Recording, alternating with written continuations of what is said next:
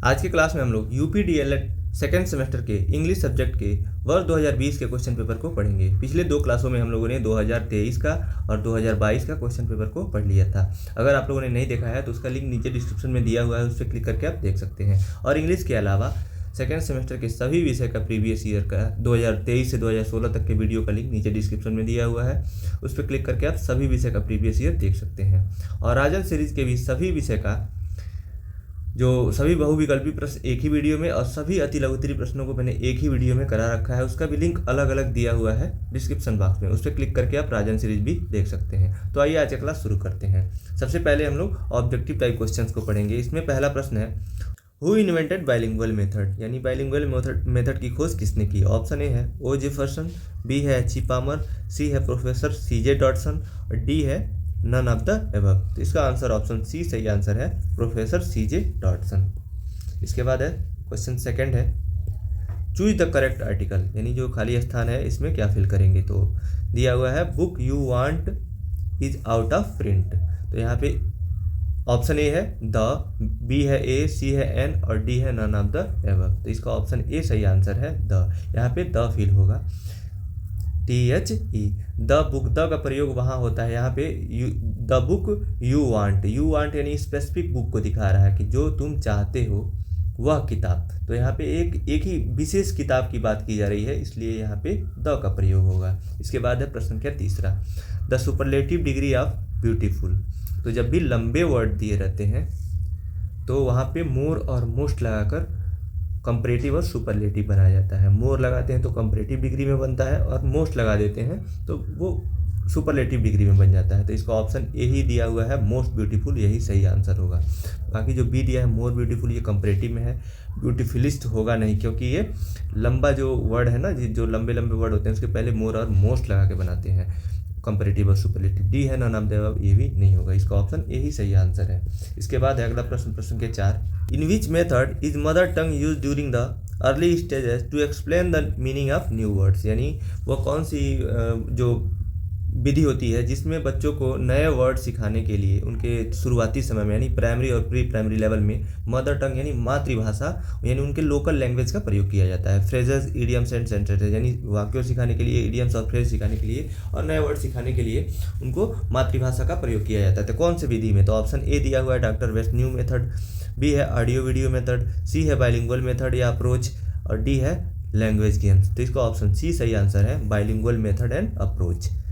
Bilingual method में ही बच्चों को इंग्लिश भाषा सिखाने के लिए उनके बीच में उनको मदर टंग के माध्यम से उनको सिखाया जाता है। तो यही इसका ऑप्शन सी सही आंसर होगा।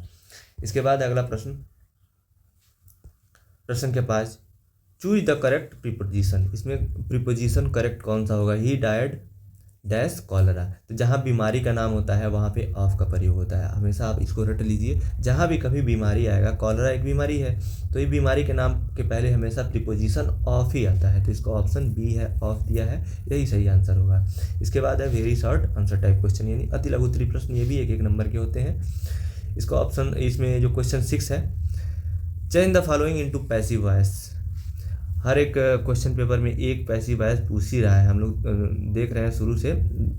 इसके पहले हम लोगों ने 2 पेपर पढ़ा है, दोनों में एक में एक्टिव से पैसिव, एक में पैसिव से एक्टिव में चेंज करने के लिए दिया था। यहाँ पे दिया है पवन किल्ड ए स्नैक। सबसे पहले टेंस पहचानते हैं। यहाँ पे पवन सिंगुलर सब्जेक्ट है, सिंगुलर सब्जेक्ट के साथ वर्ब का सेकंड फॉर्म आया है। तो सेकंड फॉर्म जब भी आता है किसी भी सब्जेक्ट के साथ तो वो पास्ट इंडेफिनिट टेंस होता है। तो पास्ट इंडेफिनिट का पैसिव वॉइस होता है, जब चेंज करेंगे तो पास्ट कंटिन्यूअस में चेंज होता है, उसका जो टेंस होता है पास्ट कंटिन्यूअस होता है और वर्ब का थर्ड फॉर्म होता है। तो आइए चेंज करते हैं हम लोग। सबसे पहले इसका आंसर एक बार आप लिख सकते हैं, एक्टिव वॉइस जो दिया है पवन किल्ड ए स्नैक, इसको जब पैसिव वॉइस में चेंज करेंगे तो पास्ट कंटिन्यूअस टेंस में इसका जो ऑब्जेक्ट होता है इसको सब्जेक्ट बना लेते हैं। तो ये बन जाएगा ए स्नैक और हेल्पिंग वर्ब पास्ट कंटिन्यूअस में वाज वेयर लगता है।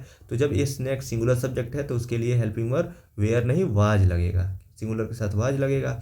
उसके बाद से किल्ड है, किल्ड जो वर्ब है तो यहाँ पे किल्ड का प्रयोग हुआ है, क्योंकि पैसिव वॉइस में कोई भी टेंस हो हमेशा वर्ब का थर्ड फॉर्म यूज होता है, तो किल्ड हो जाएगा। उसके बाद इसका जो सब्जेक्ट है पवन, इसको बाई के साथ लिख लेते हैं, ऑब्जेक्ट बना लेते हैं, तो बाई के साथ पवन हो जाएगा। तो फाइनली ये हो जाएगा a snake was killed by Pawan, और एक्टिव वॉइस था इसका पवन किल्ड ए स्नैक। तो ए स्नैक जो है सब्जेक्ट बन गया है, फिर वाज, फिर किल्ड बाई पवन।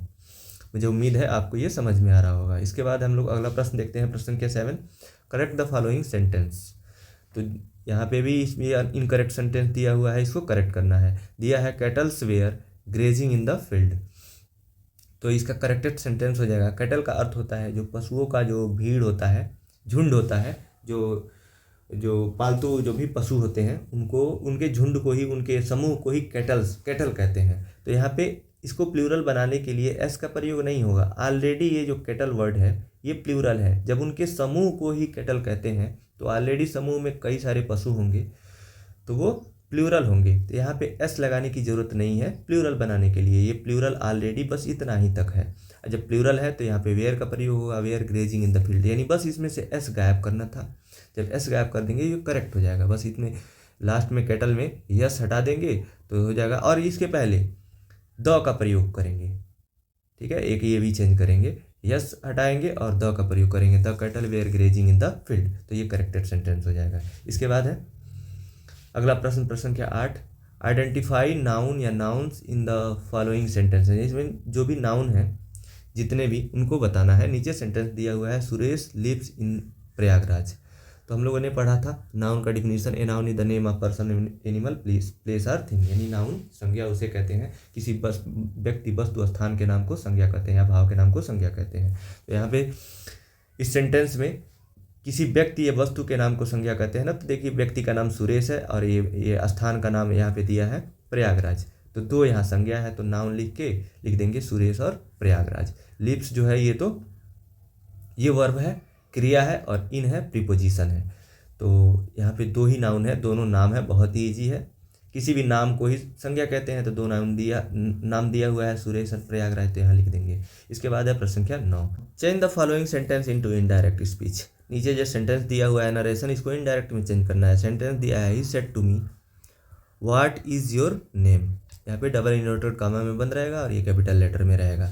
तो व्हाट इज योर नेम, जब भी ये इंट्रोगेटिव सेंटेंस में दिया रहता है तो इसको में कनेक्टिंग वर्ड इफ़ या वेदर का प्रयोग करते हैं, लेकिन यहाँ पे जो क्वेश्चन वर्ड से शुरू हो रहा है इसलिए यहाँ पे यही कनेक्टिंग वर्ड बन जाएगा, और जो ये सेड है ये आस्क में परिवर्तन हो जाएगा, क्योंकि यहाँ पे ऑब्जेक्ट दिया हुआ है। जब भी ऑब्जेक्ट दिया रहता है तो वो आस्क में चेंज कर देते हैं, तो इसका इनडायरेक्ट स्पीच होगा, ही आस्क मी वाट इसलिए आया है कि क्योंकि क्वेश्चन वर्ड से शुरू हो रहा है सेंटेंस। अगर जो क्वेश्चन वर्ड नहीं रहता, हेल्पिंग वर्ड से शुरू हुआ रहता तो इफ़ या वेदर का प्रयोग करते तो वाट हो जाएगा। आगे जो भी सेंटेंस दिया रहता है उसको सिंपल में चेंज कर देते हैं, यानी असर्टिव में चेंज कर देते हैं।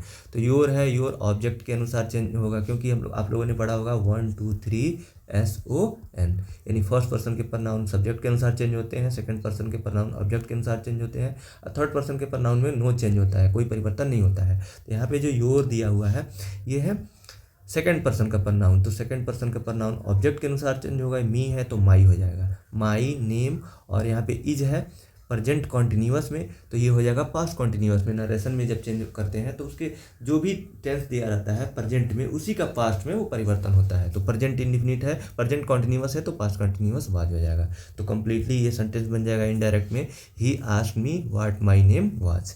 इसके बाद अगला प्रश्न, प्रश्न क्या 10, fill in the blank by selecting appropriate verb from the bracket. यहाँ पे जो भी ब्रैकेट में रोट रिटर्न दिया हुआ है इसमें जो सही है अप्रोप्रिएट है उसको फिल करना है। सेंटेंस है कमला हैज़ लेटर डैश लेटर, इसमें रोट भरा जाएगा। रोट है राइट का सेकंड फॉर्म और रिटर्न है थर्ड फॉर्म। तो यहाँ पे कौन सा अप्रोप्रिएट होगा उसको जांच करने के लिए सबसे पहले हम देखेंगे कि वर्ब कौन सा है। तो यहाँ पे वर्ब देखिए हेल्पिंग वर्ब हैज़ आया है। हैज़ हैव का प्रयोग परफेक्ट टेंस में करते हैं, प्रेजेंट परफेक्ट में। प्रेजेंट परफेक्ट में हमेशा वर्ब का थर्ड फॉर्म यूज होता है, तो जब प्रेजेंट परफेक्ट में थर्ड फॉर्म यूज होता है तो रिटर्न ही दिया हुआ है थर्ड फॉर्म में, तो यही यूज होगा written. Kamla has written a letter, यहाँ पे रोट नहीं होगा क्योंकि यहाँ पे हैज़ आया हुआ है। भी इसको पहचानना बहुत ही आसान है, क्योंकि यहाँ पे हैज़ आया है तो इससे पता लग रहा है कि परफेक्ट में है। जब परफेक्ट में है तो इसका थर्ड फॉर्म ही यूज होगा। तो नीचे से आंसर आप लिख सकते हैं कमला हैज़ रिटन ए लेटर।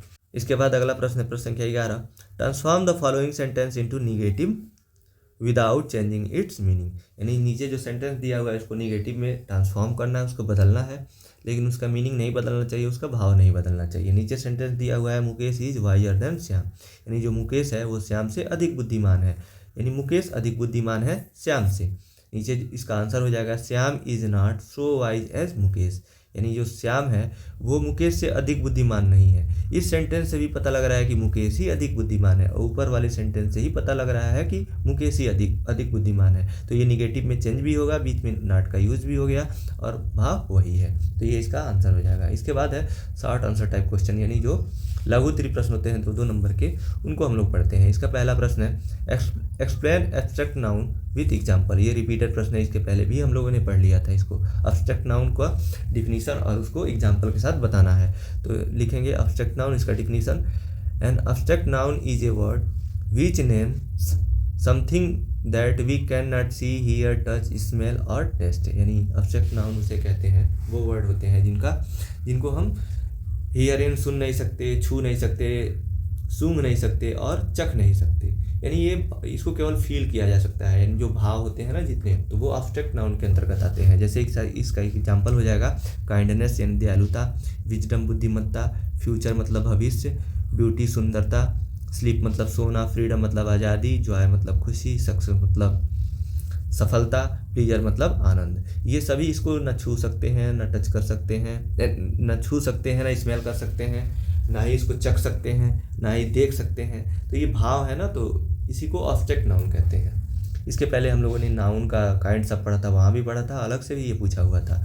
इसके बाद अगला प्रश्न क्या 13, write the main characteristics of doctor West new method. यानी जो डॉक्टर वेस्ट न्यू मेथड के मुख्य विशेषताएं बतानी है। तो इसका आंसर लिखेंगे the main characteristics of doctor West new method are as following. ऐसा लिख के आप लिख सकते हैं, या फिर इतना हेडिंग लिख के इसमें से लिखेंगे पहला, doctor West new method of teaching English is method that was based on the 3 elements.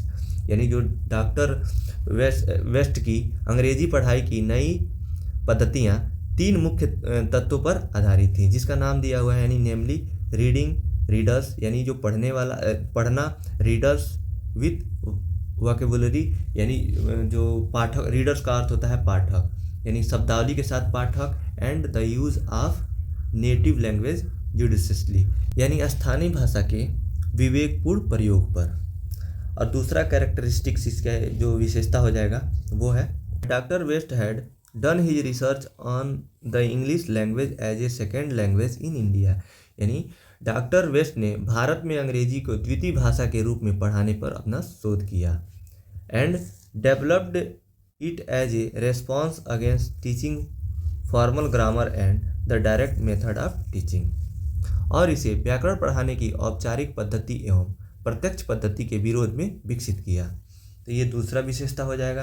और तीसरा विशेषता दिया है, doctor West new method is based on the principle of priority of reading. यानी डॉक्टर वेस्ट की नई पद्धति इस सिद्धांत पर आधारित है कि पढ़ने की प्राथमिकता दी जानी चाहिए। आगे दिया है, and separate provisions for readers, और पाठकों के लिए अलग से व्यवस्था होनी चाहिए। इसी में आगे दिया है, and it focuses on the importance of reading skill, और यह पठन कौशल के महत्व पर केंद्रित है। इसके बाद जो चौथा इसका कैरेक्टरिस्टिक्स हो जाएगा, विशेषता हो जाएगा, West believe that silent reading is key to proficiency. यानी वेस्ट का मानना था कि जो मौन पठन होता है कुशलता की कुंजी है। मौन, साइलेंट रीडिंग को मौन पठन कहते हैं। साइलेंट रीडिंग का मतलब बिना बोले पढ़ना। And that exercises in reading comprehension would enable proficiency in speech and writing. इसका अर्थ हुआ, और पठन समझ के अभ्यास से बोलने और लिखने में कुशलता प्राप्त होगी। पठन समझ का अर्थ है जो रीडिंग कॉम्प्रिहेंशन है ना, रीडिंग कॉम्प्रिहेंशन का अर्थ होता है जो पढ़ना समझ के पढ़ना, तो वही बोला जा रहा है यहाँ पे। और जो समझ के पढ़ना के साथ अभ्यास से बोलने और सीखने में कुशलता प्राप्त होगी। तो ये 3 विशेषताएँ हो जाएंगी डॉक्टर वेस्ट न्यू मेथड का। इसके बाद अगला प्रश्न है, प्रश्न के 14, what is the use of audio visual ads in teaching learning process. यानी जो शिक्षण प्रक्रिया होती है उसमें जो श्रव्य दृश्य सामग्रियों का क्या उपयोग होता है, यही बताना है। इनका उपयोग बताना है ऑडियो विजुअल एड्स का, यानी दृश्य श्रव्य सामग्रियों का। तो इसका आंसर लिखेंगे use of audio visual ads, यानी शिक्षण में श्रव्य दृश्य सामग्रियों का उपयोग। हेडिंग लिख के आप लिखेंगे इसमें, audio visual aids are important use in teaching learning process. यानी शिक्षण प्रक्रिया में ऑडियो विजुअल यानी श्रव्य दृश्य साधनों का बहुत महत्वपूर्ण भूमिका है। Because it has to present the lesson effectively, क्योंकि यह जो पाठों को जो भी पढ़ाया जाता है लेसन्स, उनको प्रभाव पूर्ण तरीके से प्रस्तुत करने में मदद करता है। फॉर टीचर्स एंड स्टूडेंट्स, ये फॉर टीचर्स यानी शिक्षकों को, and student learn and retain the concept better and for longer duration, और स्टूडेंट को क्या मदद करता है, स्टूडेंट को अच्छे तरह से समझने में, उनको पढ़ने में और लंबे समय तक याद रखने में यह मदद करता है ऑडियो विजुअल एड्स। तो इसका उपयोग बताना था, तो ये उपयोग है। ये मुख्य रूप से इसका उपयोग आप लिखेंगे इंग्लिश में, अपने लैंग्वेज में भी आप लिख सकते हैं। यह टीचर को हेल्प करता है कि बच्चों को और अधिक प्रभावी तरीके से पढ़ाया जा सके, समझाने में उसकी मदद करता है, और स्टूडेंट को वही चीज़ अच्छे से समझने में और लंबे समय तक याद रखने में मदद करता है। श्रव्य दृश्य सामग्री। इसके बाद है अगला प्रश्न, प्रश्न संख्या 15, complete the spelling of following words. इसमें भी ये हर एक प्रश्न पत्र में देखिए कंप्लीट करने के लिए दिया है, 2 वर्ड दिया रहता है, उसमें कुछ मिसिंग वर्ड जो लेटर्स होते हैं उनको फिल करना रहता है। पहला दिया है इंस्ट्रक्शन का, ये जो वर्ड दिया है इंस्ट्रक्शन, INSTRUCTION, ये इंस्ट्रक्शन का अर्थ होता है निर्देश। तो NUO फिल करना था, 1 नंबर का ये है, 1 नंबर। आप देखिए लघु उत्तरी में केवल 2 वर्ड दिया है, ये 1 मिनट का भी काम नहीं है, आपको 2 नंबर मिल जाएगा। और बाकी सब्जेक्ट में कितने बड़े बड़े आंसर 75 वर्ड में लिखना रहता है। बी है सेंटेंस, ये सेंटेंस का दिया हुआ है SENTENCE, इसमें बस 2 ई फिल करना था, तो आपको 1 नंबर मिल जाता। इसके बाद अगला प्रश्न, प्रश्न के 16, fill in the blanks by selecting appropriate article from the brackets. हर एक प्रश्न पत्र में आर्टिकल जरूर पूछ रहा है, आर्टिकल और ये फिल करने वाला दो वर्ड ये पूछ रहा है। तो पहला दिया है आई सा डैश कैट यस्टरडे, मैंने कल एक बिल्ली देखी। तो यहाँ पे जो कैट के लिए AN का प्रयोग करना है, ए का प्रयोग होगा कि एन का। सबसे पहले इसका उच्चारण चेक करेंगे, तो कैट का उच्चारण ऐसे होता है, व्यंजन वर्ड से होता है। जब भी व्यंजन वर्ड से किसी भी वर्ड का उच्चारण होता है उसके पहले ए का प्रयोग करते हैं। अगर ये स्वर रहता और आ से लेके अ तक, तो ये वहाँ एन का यूज करते। तो यहाँ पे उच्चारण वर्ड जो क यानी व्यंजन से शुरू हो रहा है, तो ए फिल करेंगे, तो ए फिल करते हैं। यहाँ पे आंसर लिखा हुआ है आई सा कैट यस्टरडे। दूसरा है आई हैव डैश ऑरेंज, यहाँ पे भी AN का ही प्रयोग करना है। यहाँ पे AN लिखा हुआ है, इसका भी देखेंगे कि प्रोनाउंसिएशन कैसे हो रहा है। ऑरेंज जैसे लिखते हैं, ऑरेंज, ये है स्वर से शुरू हो रहा है, तो यहाँ पे N का यूज करेंगे, लिख देंगे N, बस इतना ही करना था। तो नीचे लिखा हुआ है आई हैव एन ऑरेंज, मतलब मेरे पास एक संतरा है। इसके बाद अगला प्रश्न, प्रश्न के 17, right the AIIMS of poetry writing, यानी कविता लेखन के उद्देश्य बताने हैं। एम्स मतलब उद्देश्य, पोएट्री मतलब कविता, पोएट्री राइटिंग मतलब कविता लेखन जो होता है वो उसके उद्देश्य क्या है। इसका आंसर लिखेंगे एम्स ऑफ पोएट्री राइटिंग, यानी इसमें आप हेडिंग लिखेंगे कि कविता लेखन के उद्देश्य। नीचे दिया हुआ है इसमें, poetry is a form of literature in which thoughts and feelings are expressed. कविता साहित्य का एक रूप है जिसमें विचारों और भावनाओं को व्यक्त किया जाता है। नीचे से फिर हेडिंग है यहाँ पे, main aims of poetry writing are, यानी कविता लेखन के मुख्य उद्देश्य। इसमें हेडिंग लिख के और नीचे से लिखेंगे, पहला दिया हुआ है इसमें, it promote imaginative and creative ability in learners, यह छात्रों में कल्पनाशीलता और सृजनात्मक क्षमता को बढ़ावा देता है।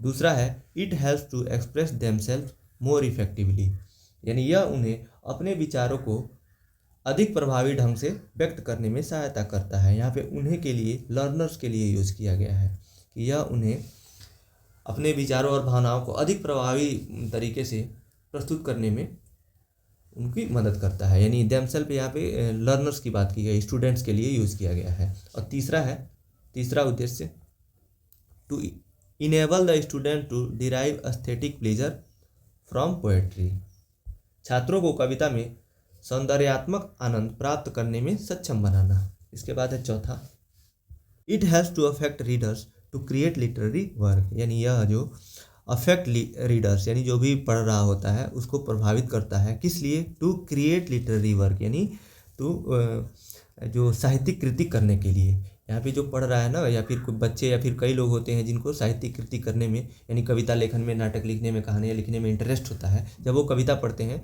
तो वो उनको प्रभावित करता है, उनको उत्साहित करता है साहित्यिक कृति करने के लिए, कविता लिखने के लिए, गद्य लिखने के लिए या फिर कहानी लिखने के लिए। तो वही लिखा हुआ है ये, उनको ये प्रभावित करता है। इसके बाद अगला प्रश्न संख्या 18, जो कि इस क्लास का अंतिम प्रश्न है। Write a letter to your friend inviting him to attend your brother's marriage. यानी अपने दोस्त को एक पत्र लिखना है जिसमें उसको इनवाइट करना है, आमंत्रण देना है अपने भाई के शादी के लिए, अपने भाई के शादी में उसको बुलाने के लिए एक लेटर लिखना है।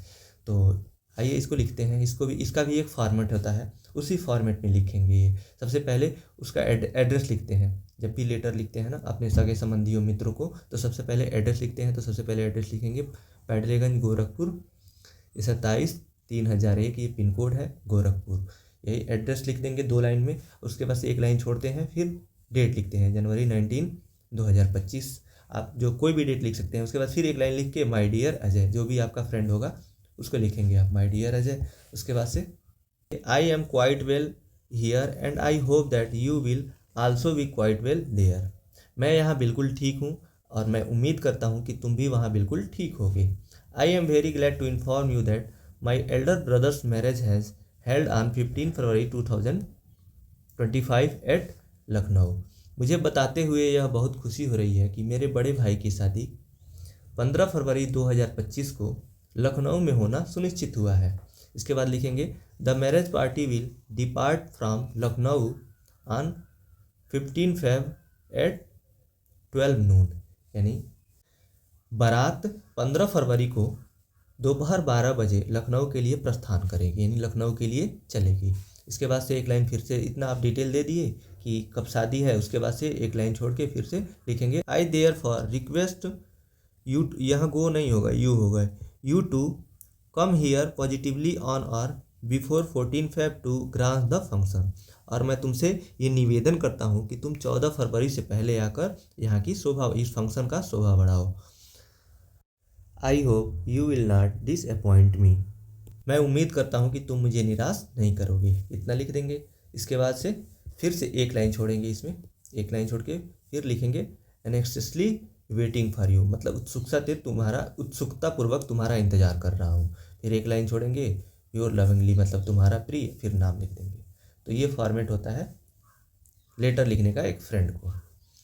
तो इसी के साथ आज का क्लास यहीं समाप्त होता है। इस क्लास का PDF आप टेलीग्राम चैनल से ले सकते हैं, जिसका लिंक नीचे डिस्क्रिप्शन में दिया हुआ है। अदरवाइज आप सर्च भी कर सकते हैं लेट्स लर्न शिक्षा 1। आप सर्च करेंगे तो SIDP दिखेगा, वहाँ से आप उसको ज्वाइन करके और वहाँ से सेकेंड सेमेस्टर के सभी सब्जेक्ट का 2023 से 2016 तक के प्रीवियस ईयर का और राजन सीरीज के भी PDF वहाँ पे पड़ा हुआ है, और वो सब फ्री ऑफ कॉस्ट है। वहाँ से आप जाके PDF से भी पढ़ सकते हैं। इस वीडियो को देखने के लिए आपका बहुत बहुत धन्यवाद दोस्तों।